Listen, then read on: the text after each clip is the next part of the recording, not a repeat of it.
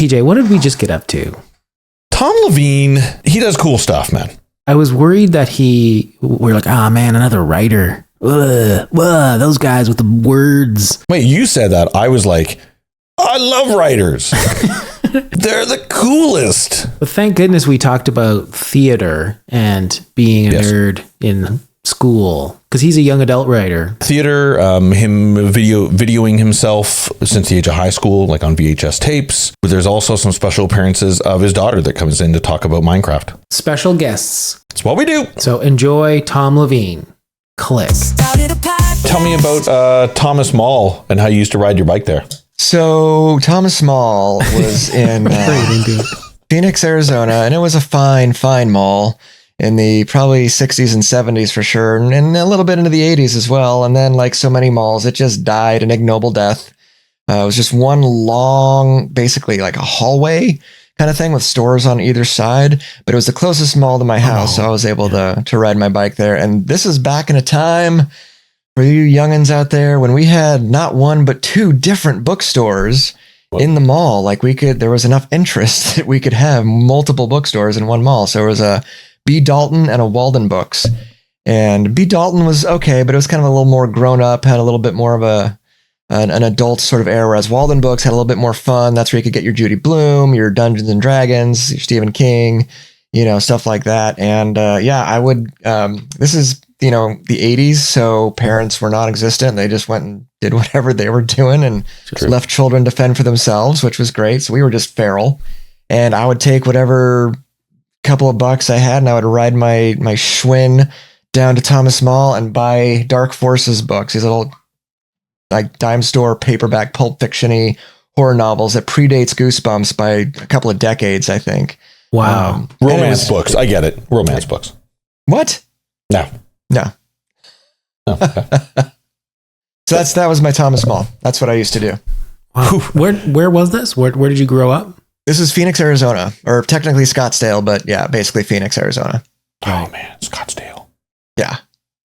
Nice. Lots of people go there from here. Two bookstores growing up, because this was pre-Chaptors and pre-Amazon. Mm-hmm. So like it was owned by a guy. Yeah. Or a girl. Why bookstores? What happened there? Why bookstores? Yeah, why? What is it about arcades and such? Yeah. Well, there was an arcade. I can never remember the name of the arcade, but there was one.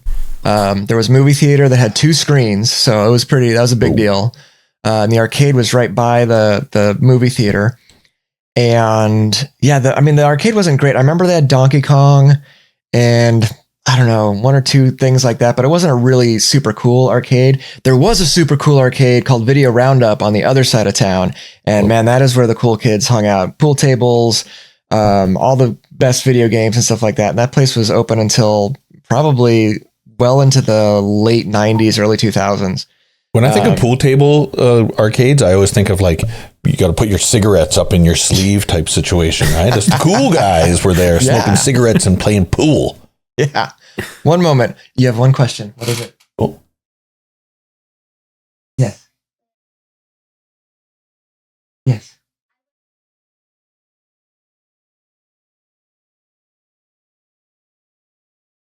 Fantastic work.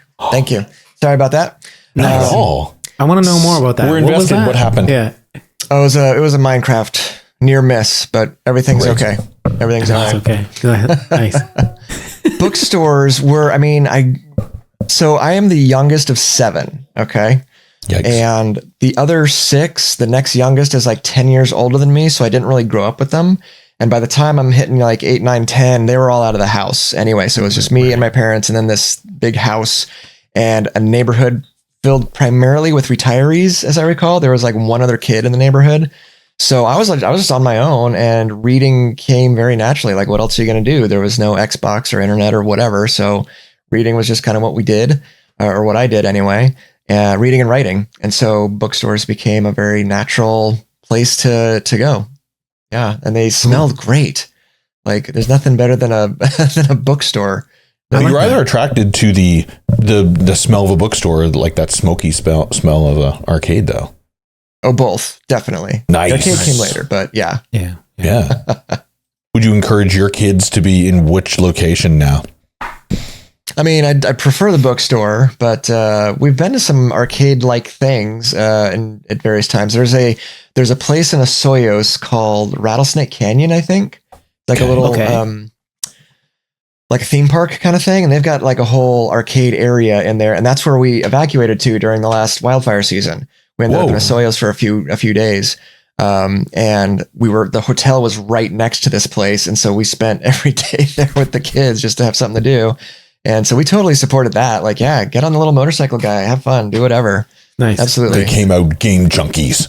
Yes, they did. Well, we're never going to read a book again, Dad. You've exposed us to the world of video books. You can play the book? Right. Yeah. Yeah. Okay. Well, we dove right in. Tom. Yes. Give us a brief. Who are you and what do you do?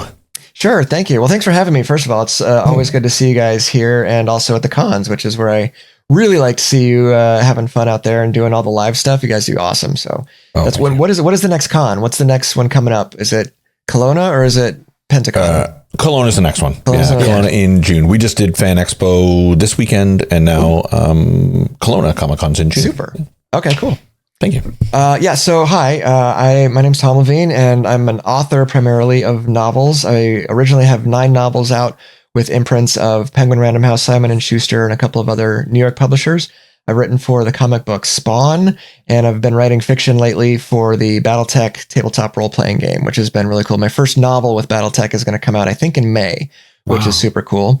And when I'm not doing that, I'm doing some teaching usually on the side and also running my own publishing imprint, doing some indie work. Interesting. Okay. Yeah. We met a couple of self-publishers at, I guess it's not the same as, it's like self-publishing is self-publishing, but like what drew you to like publishing work? Like how does that lead into that? So if I understand the question, it's basically doing everything that like Random House would do by yourself. So there's ways to, if you're coming into it, if you're a creator and you're coming into it with like a full-time job or, a trust fund or whatever the case may be, or if you just married well, there are certainly, you can outsource anything you want to at this point. There's any part of the process you want to outsource, you can. I don't at this point. I will outsource cover design, that kind of thing.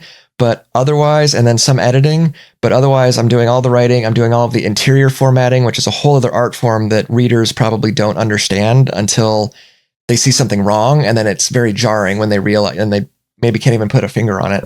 You mean like how the words are spaced on the page kind of thing? Yeah. God, that's an art I never form. even considered that. Yeah. Yeah. It's a thing. It's a real thing. Quick side note to that. I mention my wife all the time. That's where she's going right now. That line of lettering in particular. That's what she's studying right now. So perfect. Yeah. Oh yeah. Yeah. What are like some wild? What are like some do's and don'ts? I'm curious. Like, wait, I'm sorry. Say that again. What are like some do's and don'ts of that formatting? Like, so from what I'm not an expert in this, so I'll tell you what I've learned myself. You want to be cognizant of how many characters per line on a book, on a page, how many lines per page, how much white space is there, your indents, though, like that needs to be consistent, whether or not things are hyphenated. You have to make sure and have a wide enough gutter, which is by the space by the spine, so that when you're opening it, it doesn't kind of bleed into that edge. Things like that, like where the page numbers placed. Do you have running headers at the top with like your name and the title of the book, things like that? These are all various considerations that you have to take into account when you're laying things out. Yeah. So is there like classic school gags where you like make the text a little bit bigger so your book looks thicker? No, I mean, I was going to say no, but now that I think about it, there's a time and a place to do that. I think there's a little bit, like one of my novels that I released a couple of years ago, Omnihumans, is an urban fantasy, and there are word count genre expectations for across all genres. So if you guys are into epic fantasy, for example, I cannot write a 70,000 word epic fantasy and expect you as an epic fantasy reader to buy that, because you have an expectation that your epic fantasy is going to be a doorstopper. That's minimum. I would say, I think the bare minimum for that is 120,000 words. And it's probably closer to 150 and sometimes more. versus, you know, a YA contemporary novel might be, you know, 70,000, 80,000, maybe less, maybe a little bit more. So in writing and publishing Omnihumans, like it's within the realm of urban fantasy. I think it came out at maybe 75 or 80. It really probably should have been closer to 90. Because you can see in the book, like this seems like a short book, like when you hold it in your hand. So that's kind of something to be cognizant of in this side of the business, is looking at that kind of stuff. Now, is that like publishers, like this book sold well, therefore we always do it this way kind of thing? Or is there more research into that type of world? I mean, it's both, I think. Obviously, yes, if a publisher, and this is, you know, getting into traditional publishing, that's the name of the game. They are buying the first book. They're going to throw it out there and see what happens. They are probably giving money, though, to the top 1 or 2 titles of the season. I think that's what it's called, season. And I think there's 3 publishing seasons each year, if I'm not mistaken. And so for my first novel that came out with Random House, I was one of the lead titles. So I got all the magic, all the juice went to my stuff, for good or for ill.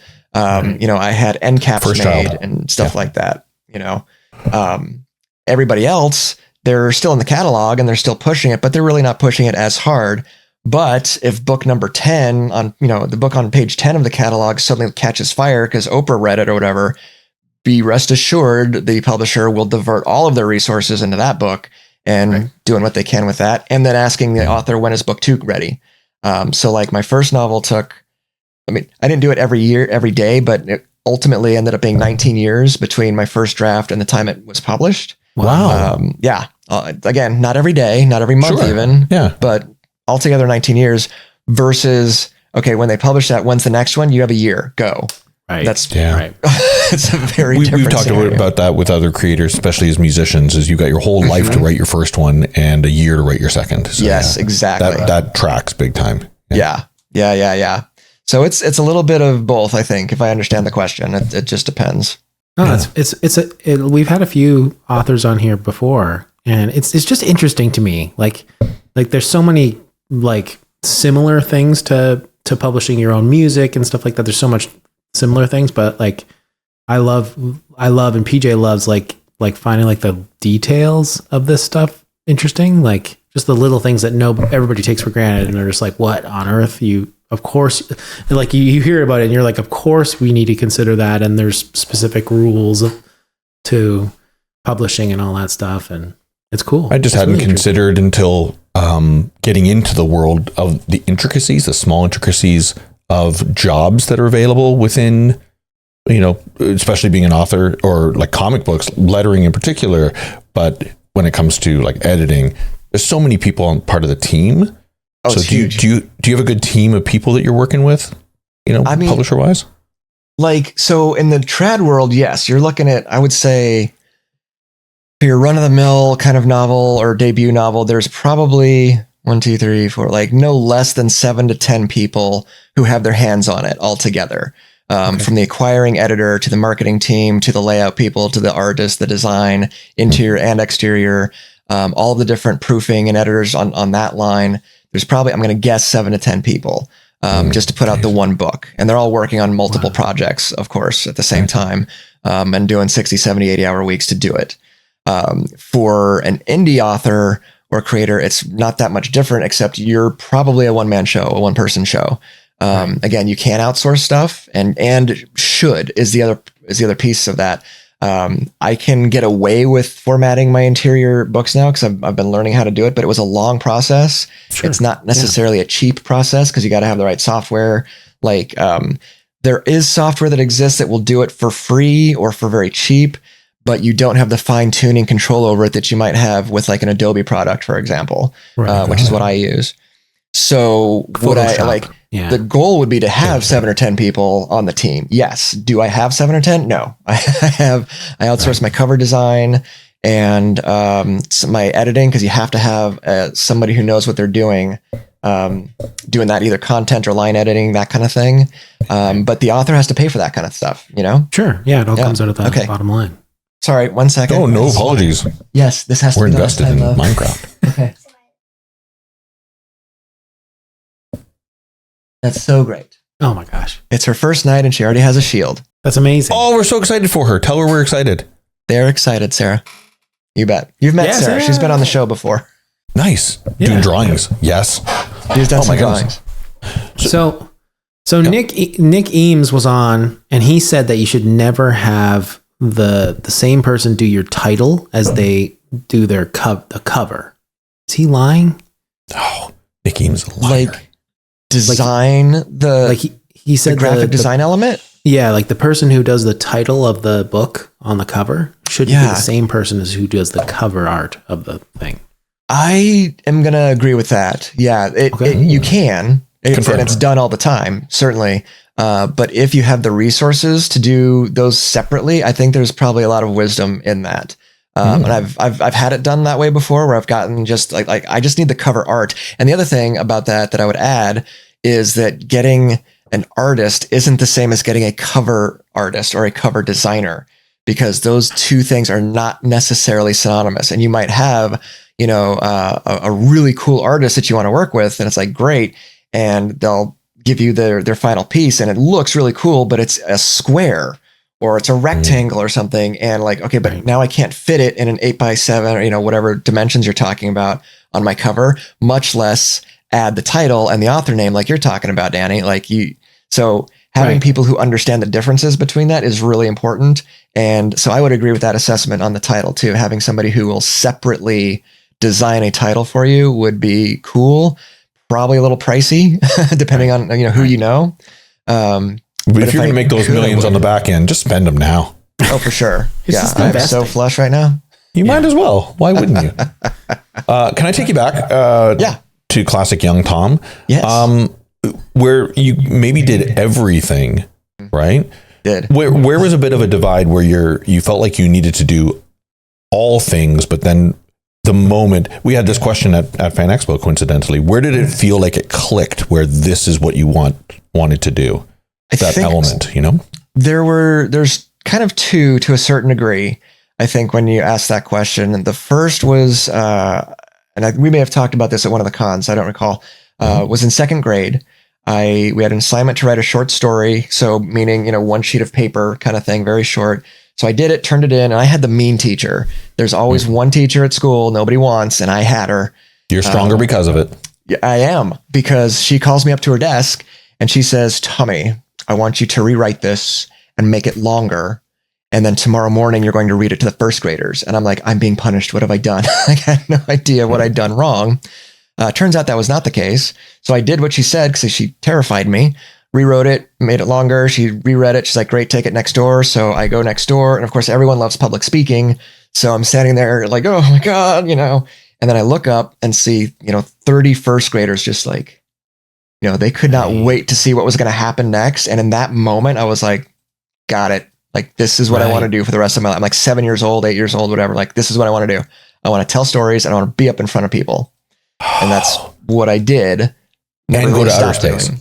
What's that? Nice. And go to outer space, obviously. And that was at the age of 7. That's everybody. maybe a little bit of that. So that came naturally to you, kind of presenting what you created in front of a group of people. Yes. So that was very natural and organic. And for the rest of that part of my school career, so like second grade through 8th grade, people would ask like, do you want to be a comedian? Are you going to be an actor? Are you going to be a writer? Because I was also writing, a lot during that time. And I was very, I guess rambunctious is the polite word. But there were no guardrails. So I was just completely doing whatever I wanted and driving the school crazy. And then in high school, I got into the drama department. I'd already done a couple of shows with like some children's theaters. And I thought that was really fun. But then once I started at this particular high school doing theater with these two particular teachers, that's when it was like, oh, I'm doing this now. This is what I do. I'm an actor or I'm a director. I directed, I think, 3 shows in high school, which was lots of fun.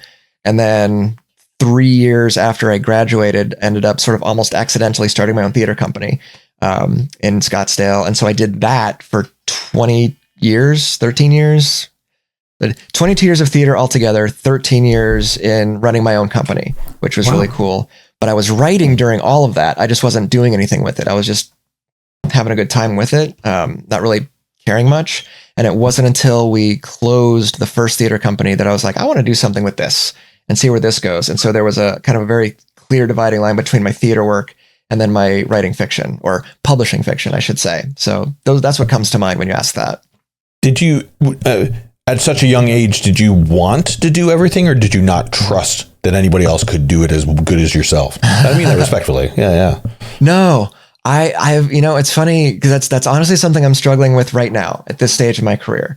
What I'm really struggling with is getting back in touch with that kid who I avatar named Tommy, because that's what everybody called me back then. Because can we swear a little bit? Is that okay? Yeah. A little bit. Tommy didn't give a shit. Mm-hmm. Did not care. Tommy would be like, I'm making a movie. You guys want to come? No, whatever. And go do it. And the people who said yes, great, let's go.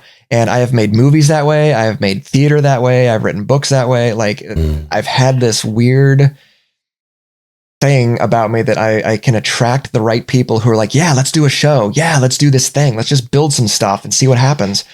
And money be damned. Like that was never the goal or point at the time. And that kid knew what was going on. Like that kid, if I could get back in touch with that piece of me, I think I would be much happier in my career, honestly. Right. That's good, Tom. Yeah. For sure. Going with your gut kind of thing. Like no holds barred. Just being the fastest person in the room, and everybody else got to keep up. Yeah. Yeah. It was definitely that. Like I'm going, whether you come or not, I'm going. So, yes. Regardless. I'm sorry, Peter. Now I forgot what your question was, PJ. Did I answer? No, that was it. That was totally it. Taking charge and doing everything. Did you trust the people around you to kind of handle any tasks, or were you just like, nope, if you can't keep up, I'm going to do it? Yeah, it was both. Like the people who showed up, I knew I could trust because they showed up. The people who didn't want to do it, they wouldn't be there, and that it really guided a lot of our theater stuff. Like our theater company, it won a couple of local awards and stuff like that, but we weren't going to compete with the big dogs, and we weren't out to compete with them, because as an artistic director and as a show director, I cast people who I felt good about. I remember one audition in particular, this guy showed up and it was a comedy, and he ran the board on these auditions. He was hysterical. Like it was like Robin Williams live and in person, just absolutely tearing it up. And when all the auditions were over, the board director's like, well, I guess he's cast. I'm like, no. And they're like, wow, but what do you mean? I'm like, no, there was something about this guy just didn't sound right. Like there was something really, really off. He was funny, no question, talented, but something did not click. And I'm like, there's no way I'm casting this guy. And they argued and we fought for like an hour before they gave in, and I never cast him. A month later, next time I saw him was in the middle of a street, hammered, like picking a fight with cops. And I was like, and that's why. Didn't know it at the time, but you could feel it. There was something not right about it, and I didn't bring that into my space. So the people who showed up and came to play and came to work, they were absolutely trustworthy. Yeah, and we made incredible teams, built incredible teams doing that. Wow. Great job judging a book by its cover. Great job. Yes. That's what covers are for. Finding the right fit. Yeah, absolutely. Yeah. Mm-hmm. Yeah. And you can, as a musician, right, PJ, like, when you're jamming, you can, like, this guy's really good. He's not good with me. There's a different kind of thing, and I think you hit it on the head there. And I just literally mentioned it to somebody this afternoon is I could be playing with the best musician in the world, but if I can't be on a tour bus with them for 3 days straight, I'm not interested. Nope. Yeah. Right. Absolutely. Personality wins every time, or just being a human, being respectful, doing the right thing over the talent in which you have. And I think we can all resonate with talent way up here, but just being a good human is never... is a little bit lower sometimes. It is. And what ended up happening with our theater company is we sort of accidentally formed these sort of transitory troops where somebody would show up as a new kid and we'd cast them, and then they'd stick around for a year, 2 years, 3 years before life interrupted and they went off to do their thing. But we had groups of people who stuck around for more than one show. And it was because of that. Like, we were having a really good time as a group of friends and family. We have marriages as a result of these theater companies. Like, there are children who exist in the world because of plays that we did 20 years ago. It's crazy, but that's awesome. I love that. Parties were crazy. I get it. Yeah. All those parties. Well, that's funny, because that was going to be my next question, is exactly that. When you're taking a leadership role, you have opportunity to inspire or scare the hell out of, and so hopefully it sounds like you inspired a lot of people. You had opportunity at least to inspire a lot of people. Did that resonate with you? It does. It's not something I'm comfortable saying, but like if it was just us, I would say, yeah. I mean, it's something that happened because I have had other people who did that for me. I have these teachers in high school, for example, Mrs. Tully, Mrs. Goldson. They were incredible teachers. They were incredible friends. We're still friends to this day. I go when we go into town, I see them. They've never missed a book launch between the two of them. And they just had a way of expecting the best. Like if you showed up in the drama department, then you showed up to work, and they expected that. And a theater, if you're not familiar with theater spaces, that's a construction site. Like there are power tools and major electricity and construction. Funny, yeah. Like it is not a safe space for a bunch of 14 to 17-year-olds to be running around, but that's what we were doing. And if you met the standard, you were welcome there, and they were going to put you to work, and they would take care of you, and I have countless stories in my back pocket of kids like me who would have ended up somewhere really, really bad if not for those two women. No question. We have Emmy winners. You guys remember Battlestar Galactica, the reboot? That's one of their kids. David Icke, that's one of their kids. So like, they have a history of turning out really great people. And so I think I learned a lot of that from them and carried that on when I took on those leadership roles that you're talking about. Yeah. So it was awesome. That resonates hard with me because I'm a theater kid as well. I did theater from grade 5 all the way up to, the end of high school for that matter. Nice. And a different production every single year, sometimes 2 productions a year. Mm-hmm. And you have a tight-knit group of people that you trust on stage to deliver the lines in which you are reacting to. Mm-hmm. And you also trust that when there's any mess ups, if there's any miscommunications, everybody on stage has each other's back to improvise, to figure out the scene, get to the end. 150%. And then that would change and you'd see one familiar face. Oh my God, I saw you from the last one. And now, there's all this seeding that happens, right? Oh yeah, for sure. One of my best friends, wasn't in the department for the first 2 years and the rest of us were. He was kind of like the outsider. And then the end of sophomore year, he's like, I think I want to be an actor. And we were all like, okay, give it a shot, I guess. And he did. He goes, he talks to our one of our drama teachers, and she gives him a monologue and says, come back next week and just let's see what you got. So he did. He runs the monologue, and we're all in the hall like, I feel so bad for him. He's going to blow it. So it's going to be awful. And he comes out and we're like, okay, buddy, how'd it go? And he's like, she wants me to take drama 2. And we're like, what? Wow. Skip drama 1? What the? And we were pissed. No. Yeah. Like, what the? Until she judged a book by its cover. She did. We did. I certainly did. And then the next year he shows up he's in the drama department now. And I'm like, this is really weird because you're supposed to be the artist, not the actor. So this is just throwing off the dynamic, dude.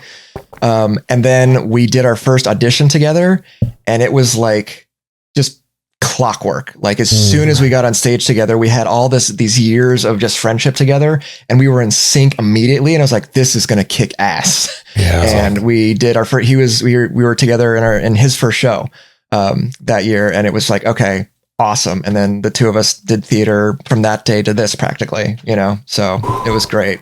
You're exactly right, PJ. Yeah. I played in the band, the musical band for a children's theater company for many years. Yeah. And small drop, but Ryan Gosling and Rachel McAdams was part of that. Anyways, whole other story. Nice. Like a horn to honk whenever you name drop. Anyways, when you see everybody from the age of 7 to let's say 12 getting comfortable being on stage, going through all the emotions of, getting nervous before they're going on stage. Yeah. Afterwards, the hype of the excitement. I was truly honored to be a part of like the congratulatory excitement before, or like the pep talk ahead of time, and the amazingness afterwards. And I think I think you probably agree as a director or as whatever, like dealing with the emotions all around the production, regardless of the production, is equally, if not more valuable. Oh yeah, I think so. I mean, putting on a show, and I think this is, true, whether it's a band or theater or whatever, is I think what they would call eustress, which is different than the opposite of distress, which is, it's stressful as hell. Like putting up a show or doing a gig, whatever, that is super stressful, and it feels good. which is different than the kind of stress of like, I'm at my terrible job and it's stressful. That's bad. That's the distress. Right. And so, yeah, I mean, we're, you know, all of us are working full-time jobs, and some of us are juggling family or whatever, and going to rehearsal on top of all of it and learn, you know, memorizing Shakespeare sometimes or whatever. Right. That's a lot to put on a person, but people, again, the people who showed up to do it and do the work. And you can't help but take, the excitement and the inspiration, from that, and seeing people do that, especially when there's, bad things happening outside the stage too. And you know, things are bad outside there. And for so many of us from high school on, that theater space became the sanctuary, you know, like, well, at least when you gotta be thinking about the stress, the physical stress of memorizing a script and doing a performance, and that's your escape. Like, well, then what's happening at home? You know, I know, right? If this is where you come to relax. Wow. But we did, a lot of us, that was where we came to escape, you know? I think a lot about like theater is interesting because like, so you'd often have, you do the show multiple times, and like my creativity tends to have like a maximum where like, sort of like by the time they're done making a Hollywood film, most of the people who are on it don't even want to see the film after they're done, because it's just like, get it out of here. I'm done. We're done with this. But it's an interesting form of, I don't know if it's masochism or whatever, to like work through it and then be like, all right, let's do it again, guys. Let's like do it night after night is pretty interesting. Because you're gonna have bad nights. You're gonna have. You got to make these small, minute changes to entertain yourself from show to show, though. Yeah. Sometimes, yeah. There's the two sides of that, I think. There's the like withdrawal. The first weekend after the show is over is always like, what do we do? I don't remember what life is like before we did the show and whatever. I can forget all these lines. What? Yeah. So there's a withdrawal that happens after the show. And then after 4 to 6 weeks, then there's also the twitch of like, when's the next show, man? What are we doing next? You know, you wanting to do that. I haven't acted since, well, let's see, Toby's 13. So it's probably been like 15 years or something now. And I do not want to do it again. I'm not interested in acting again. I had a really traumatic experience in my last show. It was a local company, and I was doing a show with one of my best friends at the time. And we have this scene together. It's just the two of us. It's a very intense scene. And we come out and lights come up and we start the scene. And halfway through it, I'm looking at him and thinking, I think this is the wrong scene. I think we've started the wrong scene. And I'm looking out at the audience. No one's making a sound. And the worst part is my partner is supposed to be in character. He's supposed to be looking at me very confused. So I'm thinking this and he's going, you know, like this. And I'm like, oh my God, I have just destroyed the entire show. What the hell? We'd finish the scene, go off stage, get ready for the next scene. I grab him like, Michael, was that the right scene? And he's like, yeah. I'm like, cool. I know. I was just checking. Way to go. And at that moment, dude, I'm like, never again. I'm never stepping foot on stage ever again. I'm just too old for this shit. I cannot do this anymore. Funny. That anchored memory. Yeah. It was too much. But the last last year or two, here in Kelowna, I've been starting like that it's very small, but just that little tremor of like, you know, it'd be fun. Do a show. It's not a full blown thing yet, but like I can see it on the horizon. Like it's might be coming down the road. And at this point it's like, look, I'll just help. I'll build sets or sweep the stage or whatever. I just want to get the smell back, you know, the grease paint and the sawdust and all that stuff. Like it's singular. It's a singular, sensory thing that I would just love to be a part of again, here in town, probably, you know, would be really cool. As you're getting older, the old memory's starting to go. Right. So really memorizing lines might be a little bit hard. I can certainly tell you as a drummer, there's a reason why I'm a drummer is that I can just play the same thing 8 bars in a row and I get away with it. So like, it's a sweet deal. It truly is. I can get away with it. But like memorizing lines, like I hear you on that. Like totally. So maybe you're an improv guy. Maybe you're you write the whole thing and then you get to mess it up every single night because you wrote it. Yeah. That's a sweet deal. I do think people, I feel, you know, obviously there are folks who are absolutely drop dead terrified of public speaking or performing or anything like that. And I have nothing but respect for that, and don't hurt yourself. Right. At the same time, at least once in your life to be on a stage and have lights on you, whether you're by yourself or you're with your team, band, actors, whatever, and have people applaud for you. It is a singular experience, and it is so worth it. It is worth the terror. It is worth the fear and the butterflies and everything else. I've been in technically like 3 bands, only one of which ever played, and it was my venue, so it hardly counts, but there was people in the audience. So like, all right. And because I'm not a musician, like I own guitars and I can play chords, but I'm not a musician. But going up there with 2 other guys and just playing some freaking punk rock just for half an hour on stage, just damn it, that was great. Like to just for that moment to be a rock star, it was so worth it. No regrets whatsoever. Can't do it every weekend. Not good enough. It's a reminder that people clap not because you performed, but because you had the courage to get on stage. Absolutely. I will never, I was thinking about that earlier. The same is true with writing. If you take a book, and I think it's okay to say it now. If y'all remember Twilight, remember how big Twilight was? What a big deal that was?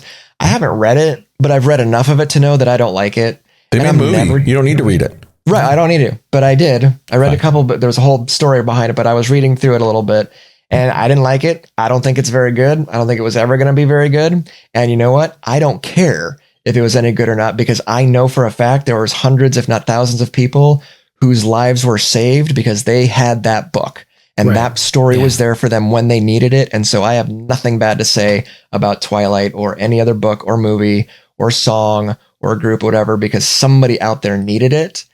Great, then that's the job. As far as I'm concerned, that is the function of what we're doing here. So I just can't badmouth any of that kind of stuff ever. I think it's the same thing.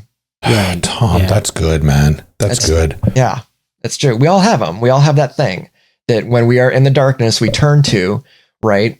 That gets us through that thing. And who am I to dismiss somebody else's, life raft or whatever you want to call it? I can't do it. So you're a Harry Potter guy. I get it. I'm not. I never read it.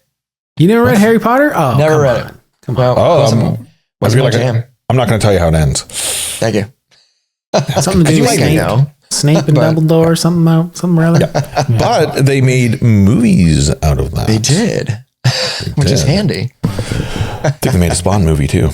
So do you feel like you've written something that maybe as you're writing it, this might connect with an audience that absolutely. You may not have expected? Yeah.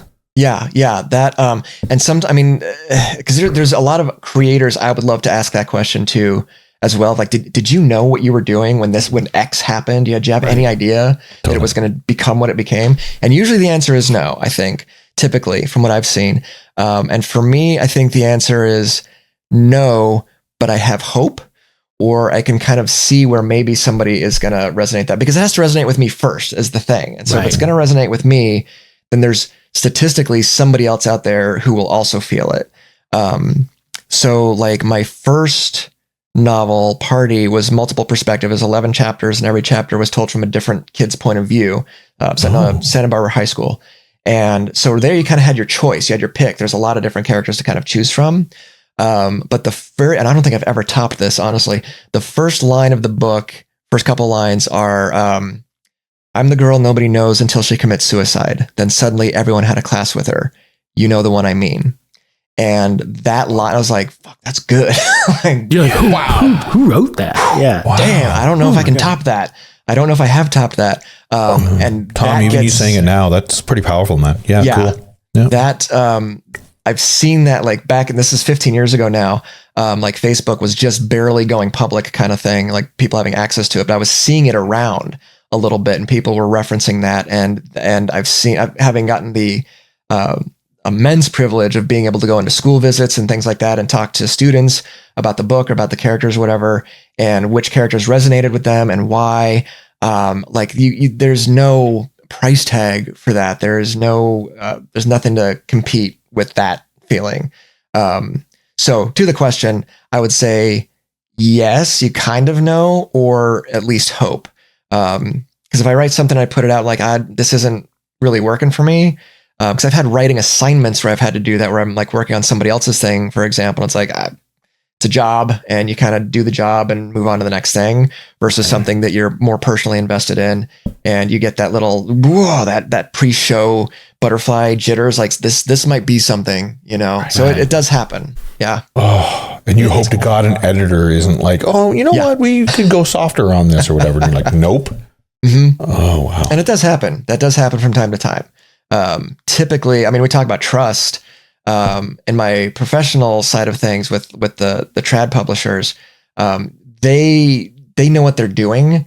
And so I have tended to agree with, like, when I get notes back from them, I take 90% of them, because they know structure and they know craft. There's the period where from second grade to getting my first agent, and this is how much I knew. And then I got my first agent till now, and this is the rest of what I learned. You know, there's this kind of switch that gets flipped when whatever art it is that you're in gets to that professional level that, like, oh, we're playing pro ball now. Okay. And you have to kind of catch up really quickly, I think. Right. At least that's what happened to me. What, so we talk about like bad movies or poorly received movies all the time. Mm-hmm. And I think it's a fascinating subject. It is. But one of the things that writing has an advantage over is you can just decide to rewrite the book 3/4 of the way through or at the very end. Like you're saying, if it doesn't like hit when you're finished, like, is there like a lot of temptation to just keep going over and over and like at what point do you just go, okay, we're not George Lucas, we're not doing a special edition, it's done, it's done, let it. Yeah, that's a great question. Particularly that isn't something we could do pre-internet, really. Right. But we now have, because it was all done on a typewriter. I get it. Right. Yeah, you could, but it wasn't much fun. Like Stephen King did it once with The Stand, and like that's it. You know, that it wasn't something that happened a lot. Now, in fact, I was listening to an audiobook today and catching errors in the book that I need to do. I'm like, son of a, like, I've been over this thing 18 times and I'm still catching little things that I need to fix. Now that's not a sweeping change. That's a little copy edit. You know, you missed a word or something. Sure. But to the bigger element, I could, like, there's nothing stopping me from rewriting the last third of a book and popping it on Amazon. Amazon doesn't care. No one's going to know the difference. I doubt that it happens very often. I don't do it, certainly. I'm okay releasing like a special edition where there might be bonus material, for example. But I wouldn't go back and oh yeah, it's a whole thing. It's a lot of fun. It's so cool. And but I wouldn't change a book. I would just rewrite it from the beginning and release it under a different title or something like that. I wouldn't go back and like change little major things about a book, but we can. Right. You'd be chasing your own tail a lot of the time. Yeah. And I think that's a creator thing that a lot of apprentice creators was the term I prefer, because it doesn't matter how old you are really, don't grasp right away. And I understand, because I didn't either. You have to finish the thing and you got to let it go. You've got to put it out and start the new thing. Otherwise because I mean, I've met way too many students who have been working on their, 9-part epic fantasy series for 20 years. Like, okay, so when are you going to send it out? Well, it's not quite ready. Like, dude, if it's not ready now, it's not going to be. You got to stop making maps, start publishing, Right. 19 years is the sweet spot. As 19, you, yeah, right. 19, 20, no. That's the cutoff. Yeah. I think that goes for even like music industry in particular. Like when you're done an album, you're just like, it's done. It's mixed. It's good. Right. But the moment you're like, if I put that bass drum just a little louder so it kicks, the mix engineer's like, yeah, but now we got to change the bass and now we got to change the guitars at a different level. And now you're literally like, okay, we got to redo this whole thing over again because you want one small little change is going to change the inspiration of the entire mix potentially. Yeah. Is the exception and Justice for All, would you say? No. No. I'd die on this hill. Yeah. Yeah. Let it lie. I understand Justice for Jason, but that is a historical album that you can't mess with the past. Yeah. They remixed all the Pearl Jam albums, or 10. They remixed 10. Okay. Right. And everybody I've spoke to, including myself, just love the nuance of the grossness of the 90s mix. Totally, yeah. I could imagine, yeah. When everything became crystal clear, I could hear like separation of guitars, and there was a tambourine in the far left. Like everything, the separation was so gorgeous, and the production was amazing. If it was released today, we'd all be like, "Holy cow, this is amazing!" Yeah, but it lost its charm. Right. It lost its essence. Yeah. So if bands are going to start just going back and fixing previous chapters, if you know what I mean, Yeah. it's going to change the essence, change the charm. I think it does. Right? Yeah, that's why I liked it. Like I already like it, guys. Like Right. I have. You mentioned George Lucas a minute ago. I don't have a VCR at the moment, but some of the VCR tapes, VHS tapes that I have are the original Star Wars trilogy before they started messing with them. Right. I'm like, I'm hanging on to those because those are the ones my kids are going to watch before they see the rest of them. It's like, Right, yeah. this is its pure. Let it be, George. Come on. Your kids need to see the blue pop-up screen where it says the FBI can come to your home if you copy this. Yes, exactly. They need to know. They need to know that there is serious consequences to copying movies. Right. They need to know. You wouldn't download a car. Nope. Come on. Exactly. Yeah. VHS tapes is how we learned that the FBI could just show up at your front door. Yep. Right. Sometimes they did. You know. 100%. Oh my God. So where does Spawn come in? That's a pretty cool. Spawn was so honestly, and I say this all the time. It was probably the best job I've ever had in my life. It was a super cool job because I was just a contract worker to write some scripts or help write scripts, I should probably say, and do some plotting and stuff like that. And it's one of those things where there's a sense in, and this is across various arts, whether it's hand-drawn art or music or theater, whatever. There's this long-standing thing that it's all about who you know. Well, you have to know somebody to get to position X, Y, and Z.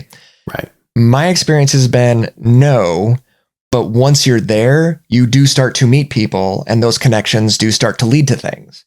So like when I published my first novel with Random House, I was just a schmo guy, whatever, wrote a book, approached an agent, went through all the rejection, did all the stuff you're supposed to do, finally got an agent who then quit before publishing anything, had to get a second agent, rewrite the book, all this kind of stuff. And who just so happened to then, we didn't time the market. I just happened to land in a place where these publishers were looking for this work. And I went to the top of the pile for that. And that's how that happened. Wow. As a result of that, did that open other doors? Yes, it did. But I didn't know anybody or do anything special beforehand. It wasn't like that. My dad was not the president of Random House or anything like that. Right. So with Spawn, and this goes back, this is why you got to go to your cons, you got to go to your conventions. I was doing comic book conventions in town and meeting all the booksellers in town and making those connections. And we were having a great time doing all that. And one of the people who, so we knew a bookseller who knew somebody who worked for Todd McFarlane, who happened to overhear Todd McFarlane saying, "You know what I need is somebody who doesn't write comic books." So then she ran back to me and was like, "Hey, do you want to write for Spawn?" I was like, "Sure." She goes back to Todd, kind of makes a pitch. We get on the phone. It's so did I know somebody? Yeah. But don't make it sound like I picked up the phone and was like, "Hey, get me Todd. I want to write some Spawn." Right. Like, that's not how that works. You don't call Todd. Right. Because I don't call Todd. You run over to his booth. Yeah. Yo, Todd. Yeah. I know a guy and it's me. Yeah. It was just one of those things, man. And I did not know anything about comics at the time. I had next to nothing about comics, which at that moment is what he wanted. And so that's how I got the gig. And I did, I think, 5 issues altogether. And just talk about thrown in the deep end of the pool. Right. I just learned as I went and had to try to parse out what he was asking for. And he speaks a completely different language than I do. Very, very different language. So that was exciting. So that's how that happened. And it was really cool and stressful and scary. But he took really good care of me, and I have nothing bad to say about him or the company or anything like that. It was a singular experience, and I would do it again in a heartbeat. Right. I would do it again for probably anybody really at this point, just because, here's why. Here's the thing. When I had my, 4th or 5th book had come out, and Arizona State University, who I was very connected to at the time, I was doing some teaching for them and stuff like that, and doing their author conferences and whatever. They were having this series of lectures and things like that and classes. And one of them was a guy coming in to talk about creative nonfiction. I was like, oh, that sounds really cool. I want to learn about that. So I asked, can I come to this? And they're like, sure. I was like, great. I show up. And then the person who was kind of emceeing the event gets up there. And before she even introduces the guest, goes, and Tom Leveen's here. I'm like, oh, no. And does like this whole bio of me. And I'm just sitting in the back of the group, like, please stop. Just don't do it. And you can see the guy they brought looking at me like, what the, he's getting pissed. I'm like, I'm sorry. It wasn't my fault. You're on the kiss cam now. Yeah. Right, yeah. Oh, exactly. It was exactly the kiss cam. And then sure enough, we take a break about halfway through and the woman in front of me turns around immediately and goes, so what are you doing here? I'm like, learning about creative nonfiction because I don't know anything about it. Yeah. Dude. Like, so that's my thing is like, I just want to there's so much I don't know and we don't know everything. And why turn down the opportunity to keep learning all this cool stuff, regardless of what it is. So I would take another gig like that in a heartbeat. Just for the learning experience, if nothing else, because that's fun. The irony is that if the same situation were to play out now, you're actually overqualified. So sorry. Also true. You're in comic books and he was looking for someone who's not in comic books. So you wouldn't get the gig now. Sorry. No, that happens too. Yeah. On occasion. You're overqualified? Son? Yeah. Yeah, I think so. It's happened. Yeah, can't get into it, but yeah, it happens. Fair. Wow. That's just, they were just being nice. You're just too good. These words, too good. We've all felt that. Yeah. Right. I got a quick question just on the side of that. Spawn specifically is that you have a great fascination with monsters in particular. Yes. So where does that lie? What do you mean? Like in general for me? Yeah. Like for example, like I've got this. Ooh, sick. Yeah. Right. So we talked about Thomas Small earlier and my misspent youth with my Schwinn. Back in Phoenix in the early 80s, before we had cable television and all that kind of good stuff, the local channel that I liked was KPHO TV5 Phoenix. And every Saturday morning they had World Beyond, and World Beyond showed Godzilla, Gamera, King Kong, Trilogy of Terror, like all of the great 70s and 80s horror movies, sci-fi movies, fantasy, like all that kind of stuff. And so as a kid, again, completely unsupervised, I'm building my couch fort and then I got my Captain Crunch or whatever, and just watching these movies over and over again every single week for years and years and years. And that just leaves a mark. You can't shake that off, I don't think. And then as I got older and we got cable, then we discovered USA Up All Night and stuff like that, where it's like midnight and 2 a.m. and 4 a.m. and all the movies that you really probably shouldn't be watching when you're 11 are on, and my parents are in bed and I'm like, yeah. And I'm just watching Slap Chop. Yeah. It was just the worst stuff ever. And I'm just eating it up, loving every second of it. This is also back during when you had to go to, your movie house to rent movies or Blockbuster or whatever. Right. And was anybody checking IDs for that? No, sir. No, they were not. I'm 8 years old walking out with a pile of crap. Just awful, awful stuff. And nobody's saying anything. My parents are walking. They're like, what is this? Texas Chainsaw Massacre. Okay. Amazing. Like, yeah. What? This is so wrong. But that's what we were kind of raised on.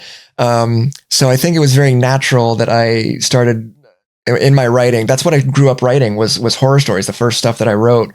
I think the very first story I remember writing was about giant black widow spiders climbing over the mountain to come attack Phoenix. Whoa. Nice. So it's always been near and dear to my heart.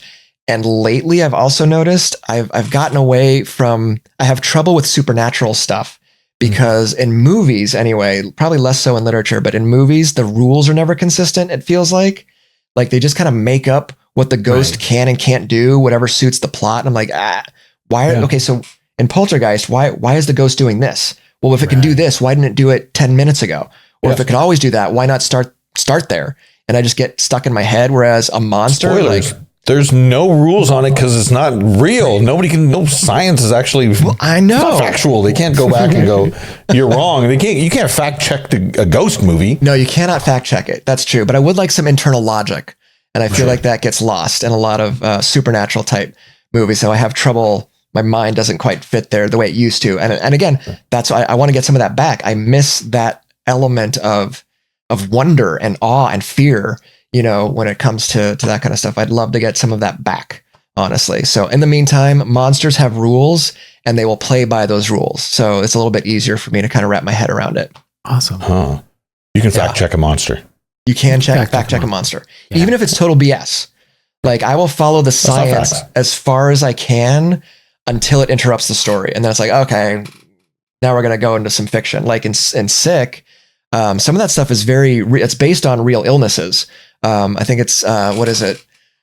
Oh crap, I can't remember the name of it now. Gouty arthritis, I think, is the primary illness that I based Sick on, where it's very painful. You get these awful crusty sores and stuff like that. It's a really awful illness. So if you kind of combine that with almost like a PCP level of inability to feel pain, like they're mortal, they're not undead. You can kill them, but they feel nothing and they are unstoppable. They will just keep coming. And like that's fairly realistic, to a certain degree. So I kind of use that. Horrifying. Yeah. What's that? And usually sicknesses that you don't understand are even more scary. Yeah. Yes. Yeah, exactly. Last of Us was terrifying for that reason. Right. I know that. Like, what the? Oh. Fungus.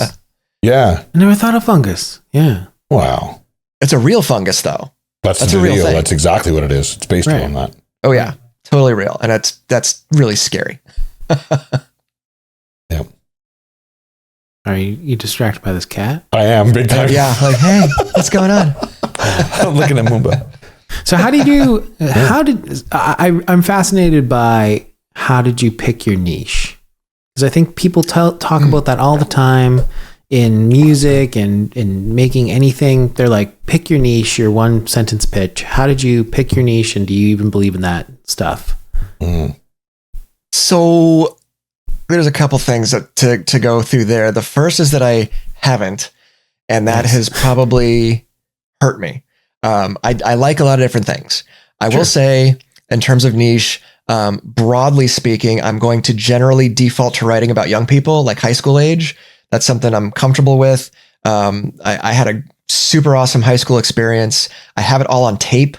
We had a camera that we carried around with us for like 10 years. So I have all this stuff captured in ways that nobody else does. I was eventually going to ask about that, but go for it. Yeah. Cool. Oh yeah. There's a whole thing about that.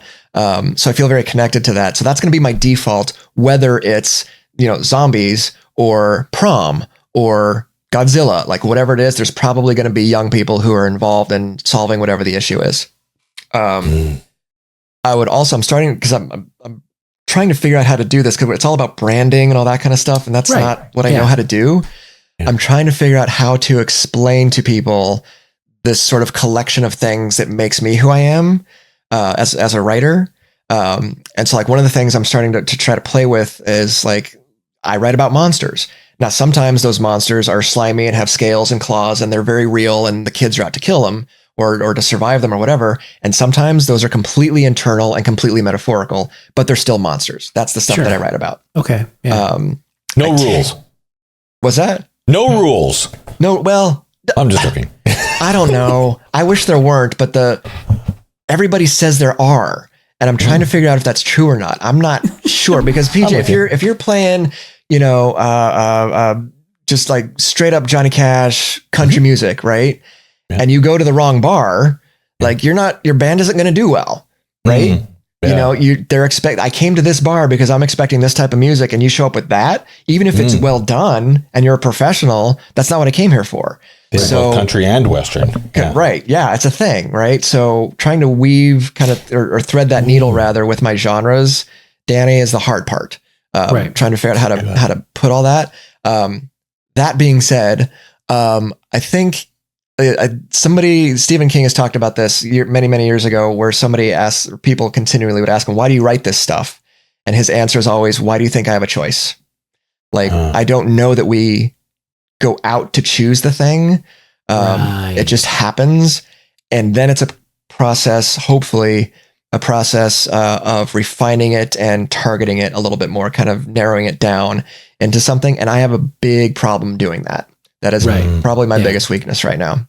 But it's organic. It happens. Like why, no one in my family, for example, to go back to music, nobody in my family listened to metal. There was no Slayer. There was no Metallica. There were, nothing like that. It's just that one day, you know what it was? It was the Transformers movie.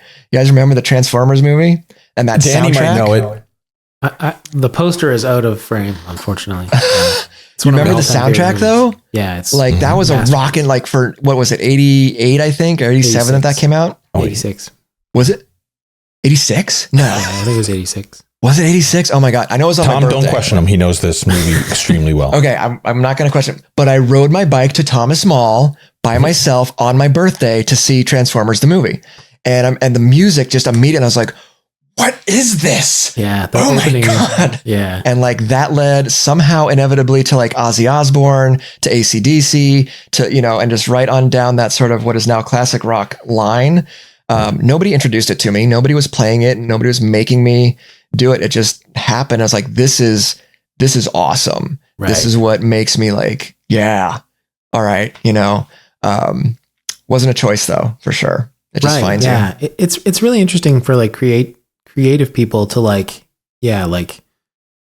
think inside of a niche like that is difficult. Like I have a modest YouTube channel, and YouTube, what they do is they, in the analytics part of YouTube, they'll basically say, these are what the people that follow you, this is what they're searching for as like a way to like inspire you for your next video.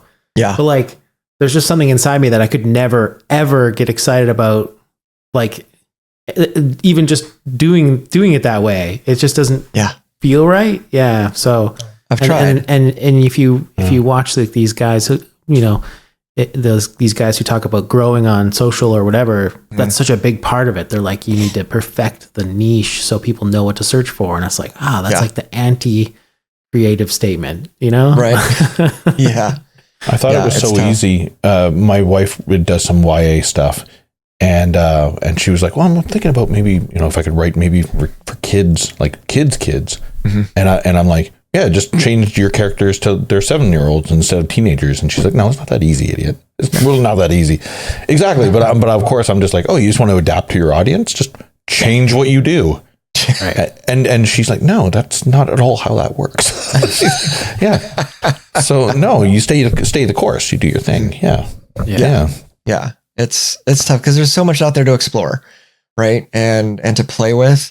So as soon as I have really, really bad shiny thing syndrome, like I just get an idea and I start chasing that down, and then the other stuff doesn't get done, and it's a constant struggle. Like if the ideas I'd had 8 years ago, I had picked one, that would be done now, and I would be doing that thing, and I just haven't been able to do it, and it's very frustrating. So if anybody knows how to fix that, let me know. Drop me a line. Adderall? Is that what it is? Yeah. I once heard a long time ago, that was it. Like if I wanted to be a doctor now, and I'm like, I'm going to be a doctor, I would just go to school. But in 10 years, I'm like, oh man, if I'd just gone to school 10 years ago, I'd be a doctor. If only I just dedicated my entire life. Time seems so weird that if you'd just done something a long time ago, then you'd be doing it now. Yeah. But that's not the way we can think, right? No, but I would also add to that, as I hear myself saying that, I'm so grateful and blessed to be able to say I have next to zero regrets about any of the stuff that I've done. Like I just don't. There's like, I can think of when, like in my theater companies, there's a couple of shows where like I can objectively look at them and say that was terrible. Those should never have seen the light of day, but I learned something, or we made some money, or we did this, or I met this person or whatever. So it's kind of okay, but no, I cannot think of like a major regret that has to do anything with what I've done with my writing or my creative stuff, anything like that. It's all been good. Yeah. It's a classic. The most terrible experiences still turn make it clearer, I guess. Make things clearer in your life. Yeah. What about moving to Canada? Whoa, that's got to be a mistake, right? Phoenix to Canada. Go for it. So the other day, because of what am I on right now? I'm currently on the first leg of what's called the postgraduate work permit. So I was here on a study permit, graduated, and now I'm on this postgrad work permit thing, which you're supposed to be able to get for 3 years. Unfortunately, I needed to renew my passport. So we're in the process of that. So I only have this particular permit for through July. So I have to get my passport renewed, get it back, and then reapply for the same permit for another 2.5 years is how that's all going to play out. Wow. As a result, I have to get my driver's license renewed every 3 months. I'm going down to the place and like, all right, it's me again. All right, stamp. See you in 3 months. Like, oh man, weird. Yeah, that's how it works. But the reason I say all that is the last time I was there, just a couple of weeks ago, the guy behind the counter is doing all this thing, and he's like, "So, from the States, huh?" I'm like, "Mm-hmm. How do you like Canada?" "We really like it. We really love it here. It's fantastic." He's like, "That's good." Jeez. Judgy boy right away. Yeah. Like he was not messing around, man. Like, no, we like it. Can we stay? He's like, "You're okay." Like, thank you. If you say the wrong things, your place is going to be available for rent pretty soon. I guess. Oh yes, I have to be very careful. No, the transition here. This is we're in our third year now, and it's beautiful, man. It just is. We have seasons. I went back for the first time in 2 years this Christmas. So from the time I moved up to just a couple months ago, I had not been back to Phoenix at all. Wow. Which was largely intentional on my part. I wanted to kind of see what would happen. And like, for example, it's December. I mean, it's Christmas, right? And so I brought my hoodie and everything, would go for a walk in the morning at 9 a.m. And by 9:30, the hoodie's coming off. It's just too hot. It's literally too hot at Christmas in Phoenix. Like that's how stupid hot it is at this point. Santa doesn't go anywhere where there's no snow. That's his thing. Yeah, exactly. Right. So yeah, it's been beautiful. We have seasons. Seasons are great. Everybody we've met here has been super cool. Once we found our crew, at the cons and the D&D groups and stuff like that, that was my very first thing. As soon as I had internet, was look up Dungeons and Dragons groups, because I knew if we found one, we would be welcome and we would be safe. Like no question. That's exactly what happened. Yep. That's our people. Right. Yep. Going at the first time, we weren't able to make it to the first con. And then when we finally got to one of them, I think it was Pentacon was our first one that we made it to a few years ago. It was like, just stop like in the building and be like, okay, we're back. Nerds. Like we're home. Nice. Yeah. This is good. Taking the smell. Yeah. You get the smell, you get like a bookstore. Yeah. It is. It's very similar. I just got con crud. I can feel it. As soon as I take that first deep breath, I'm going to be sick in 3 days. Yep. Awesome. Right. Yeah. Lots of crop dusting, Danny. Yeah. Lots of crop dusting. Danny. Yeah. It's interesting, the seasons thing. Cause we always I always was like, man, we should just try moving to California for just once, just to say we did it. And then I was there just after the fires happened. Oh. And they were like, yeah, it hasn't rained since June of last year. It's like, what is this hellscape? Like, if it hasn't rained in 8 months, you should be very concerned. Oh yeah. Yeah. No, when I was a kid, Halloween was jacket weather. Like you had to put something on because it was just too cold out. That is long gone. Weird. Not even close. Nowhere. Yeah. We used to get, in the summer, we would get these monsoons that would come through and they would last 3 or 4 days and like flood everything and whatever. And it was like clockwork. You could always count on it. You could smell them coming. Literally, if you were native, oh, monsoon's coming. All right, here we go. Storm's coming. And that's over. That is done. That's no more. Yeah. We're talking, I think 300 and I don't know, maybe 30 to 40 days of sunshine or something like that. And probably more. It's at the point like here, and I had never seen snow. I don't know what snow is. I have no concept of it. So that was exciting. Very, very thrown into the deep end of the pool when it comes to snow. But here, like if it's snow, and I know it's different in other parts of the country, but here, like if it's snowing, like you can go out and you can play in the snow and you can still go to work or go to school or whatever, right? In Phoenix, if it's Saturday morning in June or July or August or September or sometimes October now, you have a window from like 5 a.m. to like, I don't know, 7, 8, maybe 9, and then you're indoors. Wow. Yeah. Like it's just not safe. Wow. And it's ridiculous. It's so unhealthy. There's certain regions, like I grew up in Ontario where it was very like snow is cold. Like the winters are freezing and the summers are humid as hell. Like the end. You know what I mean? But our first few months of living in Vancouver, there was one snowfall and the entire city grinded to a halt. Yes. Mm-hmm. Yeah, Phoenix does that when it rains. Totally, right? It does. And we were like, what are we talking about? We can handle this, no problem at all. But then I realized like the SkyTrain system, the brakes aren't designed to actually like have snow. Yeah. Like, and everybody with their Lamborghinis, and everybody gets to work on motorcycles and bikes, and you can't do it in snow. And I was like, oh, I get it now. Like culturally, the city's not designed to handle that type of weather. Right? Yeah. When we get the rains, because they will show up every so often now, but not like they used to. And every time it happens, there's a fire department pulling somebody out of a ditch because they thought they could drive through the wash where all the rainwater was coming through. Like, no, you can't, and not even in your 4x4, brother. Can't do it. You will disappear. And they're not ready for that. And when it rains the slightest bit in Phoenix, if you watch the local news, like it could be, World War III has started in Europe, but first it's raining. Like everything stops, and we have to talk about the rain because it doesn't happen. Excited. Yeah. Has your to harken back to writing, has moving to Canada influenced like seasons in general, or just a different outlook on humans? Has that influenced your writing at all? I think it has, and I'm trying to be as intentional as I can about that, actually. We have a great little mountain path where we live, and that's kind of like my little rock circuit that I'll do. And it's such a, because you can't do it in Phoenix for most of the year.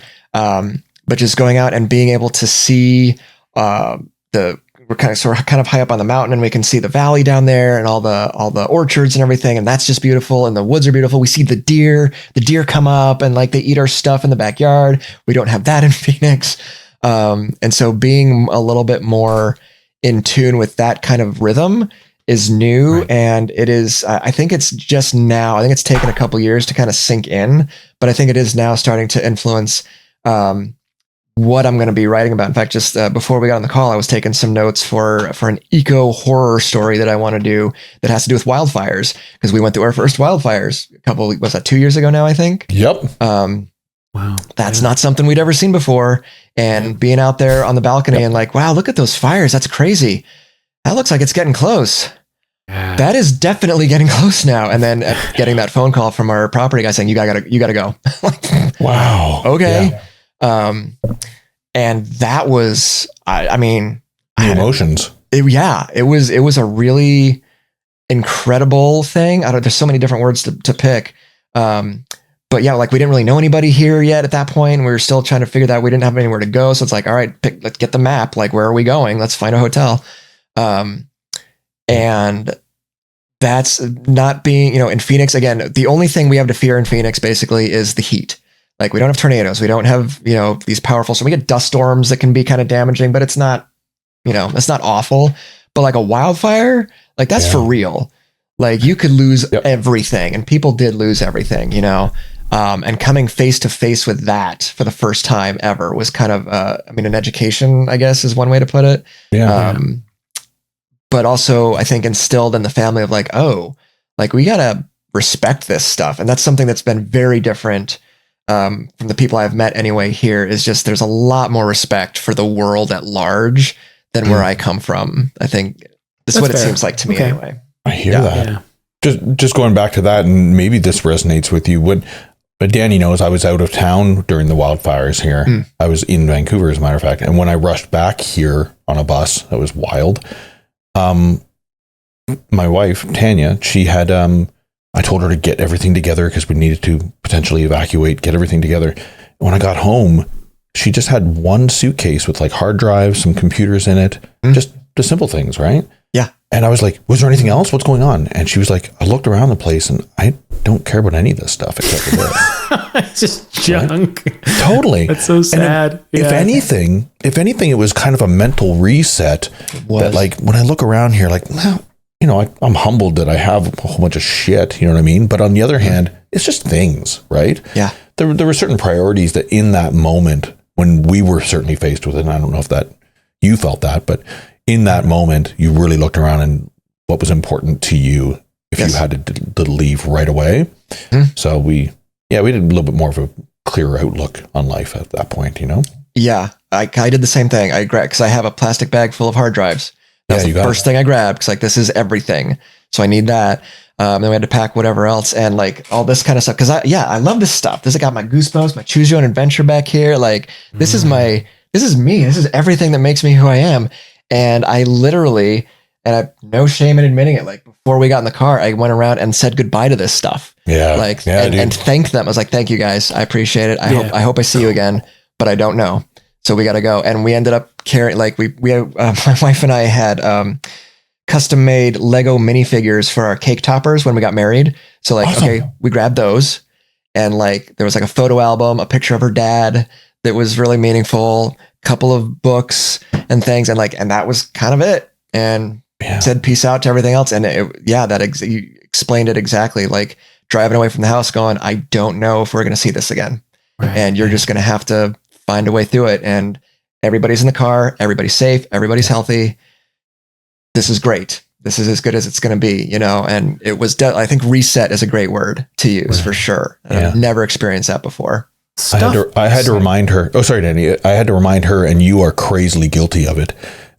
Is that like she's got thousands of books? Like there's our place is filled with bookshelves. I'm like, if this building is burning, we're helping the kindling big time. For sure. Right. Yeah. We have so many books in this place. Mm-hmm. The people above us are screwed. There's no chance. Right.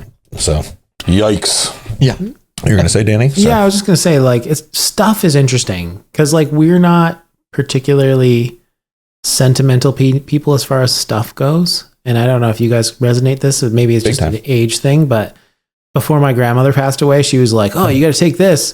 This has been in the family for generations. And it was like a glass vase from Sri Lanka. And it was just like a normal glass vase. And we're like, what is this for? She's like, oh, I've had it for 70 years. You got to take this. And I was like, no, I don't know. I have no attachment to this. Sorry. I'm sorry, Grandma. But yeah, it's just interesting. It's interesting. I mean, I see both sides of that. I don't have a lot. In fact, for me, when my wife and I moved out of our first home together, one of the things we did was get rid of all the stuff that I had brought from my old house, like where I grew up, because I just brought a lot of that stuff with me. And that's a whole other topic for a whole other day. Suffice it to say, she was like, I think you need to just get rid of it. Like all of it. No BS. Not the coffee table, not this, not that. You have to get rid of it and make a complete 100% break from that part of your life. And that was hard. And then I did it. And it was like, my God, you're right. Like really needed that reset for sure. Cool. Anchored memories attached to all those objects around you, right?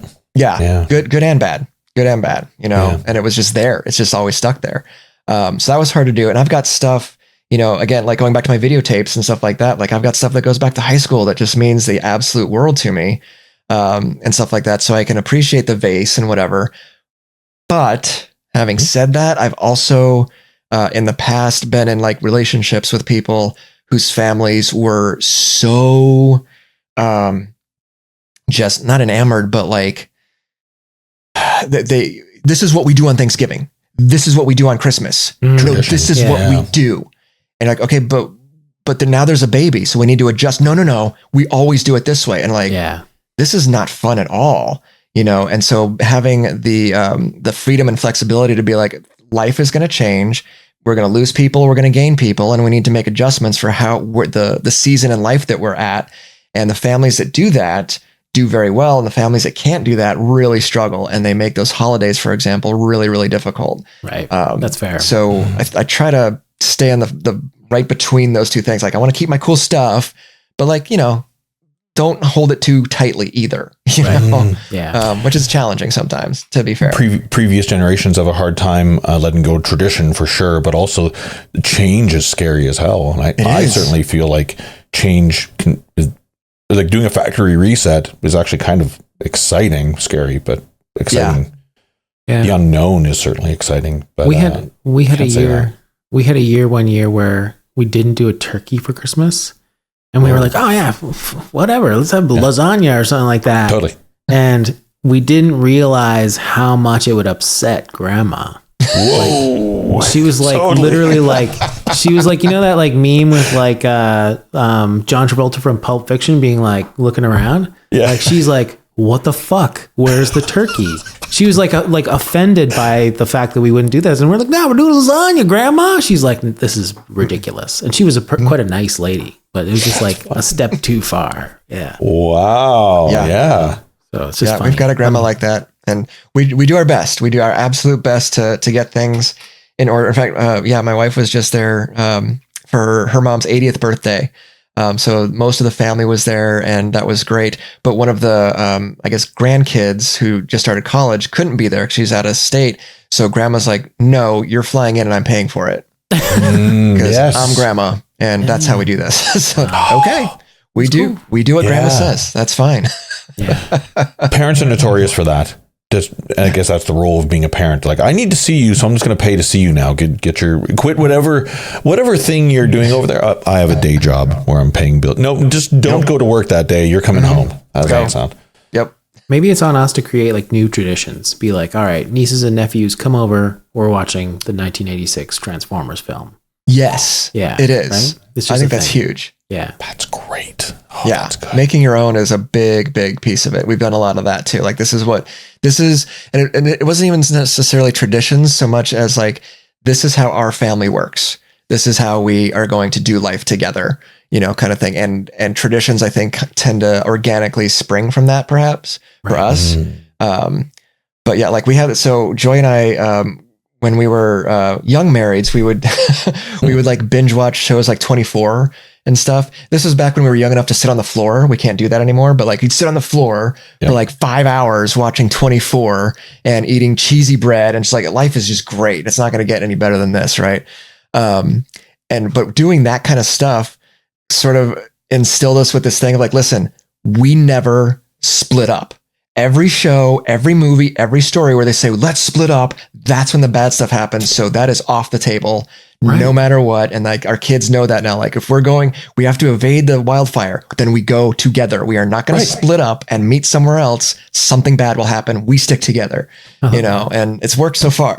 But you're going to be the first person as a writer, you're in when you write a story, you're going to be like, this is the part where they split up. Yep. Because you know that it creates the conflict. Oh my God, you're the worst. I know. Wow. You're going to write a story that's going to go against all your actual beliefs. Right. That's what they pay me for. Right. That's right exactly. about what you don't know. That's the saying, I think. Yeah. Good call.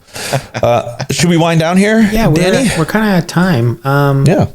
Tom, can you tell us a little bit about what you're working on, what people have to look forward to from you? Yeah, sure. So I don't know when we're going to go to air. I've got a few hours left on a Kickstarter right now for a book called Stars of the Show. It's a cool early 90s nostalgic throwback YA novel.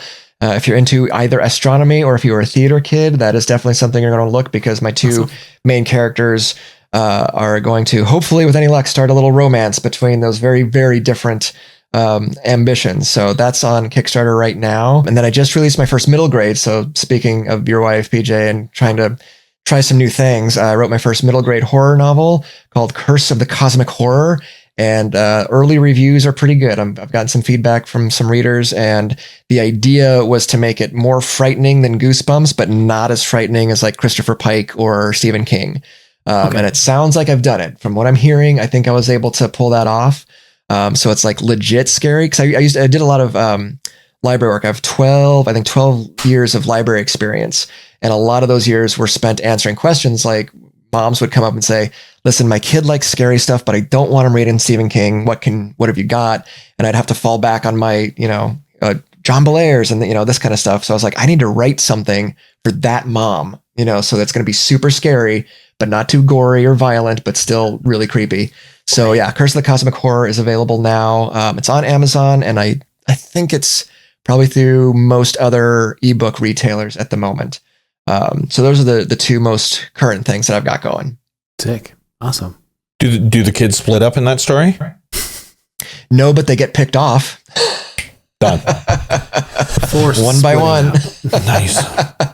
Thanks, Tom. Thanks for hanging out. I feel like we kind of scratched the surface a bit here, because I have to admit, there's a whole bunch of other things I kind of wanted to chat with you about, but really, Absolutely. like, real talk, man. You're kind of a cool guy, and Danny and I always like to talk about just hanging with our people, and you're one of our people, man. Oh, you are absolutely my people. I appreciate you guys so much, and all the stuff that you do for us and the community and the cons is fantastic. So thank you very much. I appreciate being here. Thanks, Tom. Is this the part where I stop the recording? Click. Wow. Wow.